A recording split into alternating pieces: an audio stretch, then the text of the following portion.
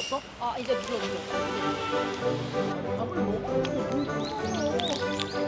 어. 것 같은데. 맞아, 배 나왔어요. 간헐적 단식 날인데 이거 먹었어. 큰일 났다. 간헐적 간식인데 간식 약간 단 음식 먹는 날 아니야? 간헐적 간식이네 오늘. 글쎄 우리가 7월 어저께 새로운 직원이 입사를 했거든요. 근데 입사한 직원이 첫날 먹을 걸 양손으로 사갖고 들어왔어. 나는 신입 직원이 첫날 출근하면서 먹을 걸 양손에 사무실에 갖고 들어온다는 걸 처음 봐가지고 좀 놀랐는데 아무튼 엄청 맛있어요 이게. 그게 뭐예요? 이거 캐슈넛. 한번 먹어봐.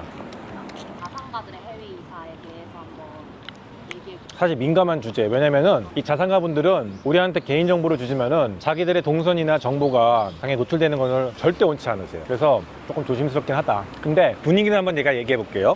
얼마 전에 미국 최대 컴퓨터 회사 부사장님이 성수동에서 LA로 이사를 하게 됐습니다. 그분은 미국 본사 부사장님이세요. 근데 그분이 이삿짐을 잘 받았다고 미국에서 문자가 왔는데 결국엔 뭐냐, 함 대표도 빨리 미국으로 와라예요.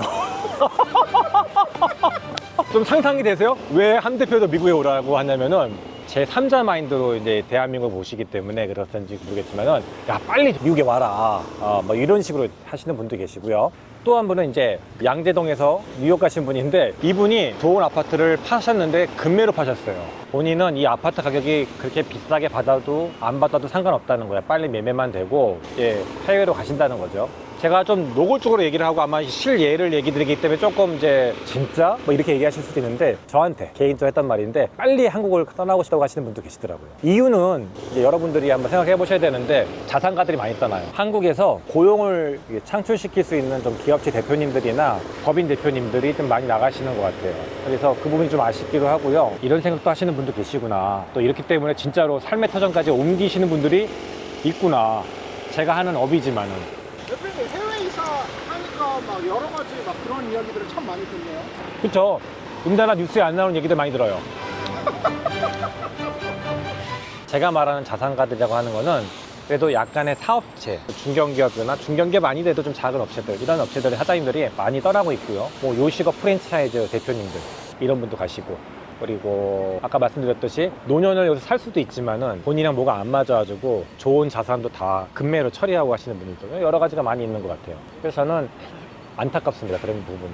뭐 저도 이 일을 하고 있지만은 그런 분들이 그렇게 좀 아쉬움을 토로하는 식으로 대화를 해놓고 떠나니까 저 사람들은 어떤 생각을 하고 있을까 궁금하기도 하고요. 또 이런 분들이 뭐 1년에 한두 건 정도 나오면은 뭐 그냥 그럴 수 있다. 개인 성향에 따라 다를 수도 있다. 뭐 이렇게 생각할 수도 있는데 요즘은 많아요. 너무 많아요. 그리고 예를 들면은 한국으로 귀국 이사를 했어요. 근데 얼마 되지 않아 다시 미국 가시는 분들도 있어요. 왜 그럴 것 같아요, 송 PD님? 값이 올라. 아니에요. 그분들은 리타이어 했다면은 경제적으로 쪼들리진 않는 분들이에요.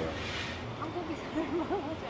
소위 뭐 한국은 돈 있으면 사기 편한 곳이라고 하긴 하는데 그분들이 돈이 없는 건 아닌데도 많이 떠나시는 거 보면은 그 외적인 부분이 있는 것 같은데 그분도 그러더라고요. 근데 불안하다. 저기 살던 데는 좀 이렇게 좀 편안하고 텐션도 좀 낮고 심장 박동사도 좀 낮은 것 같아. 근데 우리는 그게 반인가 봐요. 그래서 좀 불안하다는 표현을 쓰셨던 분도 있어요, 저한테. 더군다나 또 반대로 외국에서 많이 들어오는 경우도 있어요. 요즘에 어디서 많이 들어오냐? 여러 나라가 있는데 독일, 거기 같은 경우는 무슬림이 많이 이게 돼가지고 코로나 이전 유럽이랑 많이 달라졌거든요, 지금이. 그러다 보니까 조금 생각했던 교육의 질이나 자기 취업의 질 이게 좀 달라졌나 봐요, 생각보다는. 그래서 다시 시백 하시는 분도 계시고요. 또 이제 이스라엘은 원래 한국 분들이 교민이 많지가 않아요. 뭐 한 400명 전후 되거든요. 여기가 물동량이 많이 있는 나라는 아닌데 여기도 가끔 보시면은 이제 전쟁의 소문 때문에 한국 들어오시는 분들도 계십니다. 그래서 나가고 들어오고 가는 거는 없을 수는 없지만은 나가는 분들의 표본이 자산가 분들이 많아진다라는 거는 좀 찡이 아닐까. 제가 봐도 톰 PD님 어디로 가고 싶어요? 혹시 해외로 간다면? 저 해외로 가면 저도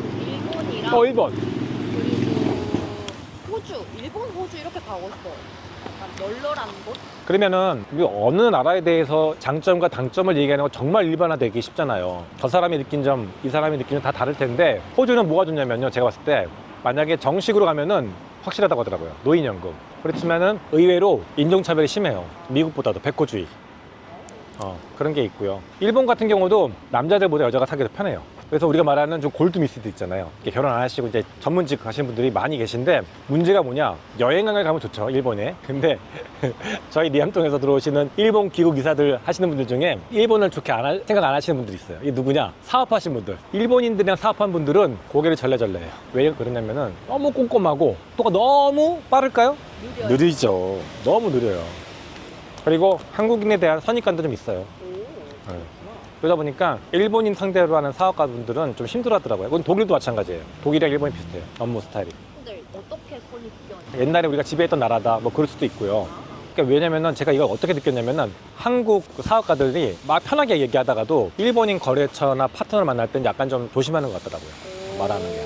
그런 거에서 조금 이제 생각을 좀 해봤던 것 같아요. 이거는 뭐 정확하진 않습니다. 제가 느낀 바니까 다를 수 있잖아요. 그리고 독일도 마찬가지예요. 독일 같은 경우도 아이들 교육이나 근무 조건, 우리나라는 야근도 많이 해야 되고 술, 담배도 많고 회식자도 많은데 독일은 그게 없거든요. 뭐 4시면 다 퇴근하니까. 그래서 그쪽으로 많이 가지만은 의외로 또 아까 말한 것처럼 그런 부분이 있다. 좀 일 자체가 되게 확실하고 느리고 꼼꼼하고 절차가 많고. 선배님 몇 시예요? 지금 한 3시쯤 됐어요. 아우, 가야 되는데. 그럼 나도 이제 일해야 된다. 네. 대표님 저도- 그 혼자 다 드셨네요. 하하. 그 끝나고 저 자, 송 PD님이랑 PD님 2개씩. 이제 감사합니다. 저는 이제 마지막은 대미로 내가 요거 먹는다 진짜. 요거 먹는다. 다 주고 내가 요거 먹는 거예요. 오늘 여기까지 하고요. 저는 일하러 가야 되니까 또 다음에 우리 또 해외 이사에 대해서 좀 재밌는 얘기 있으면 한번 또 한번 읊어보겠습니다.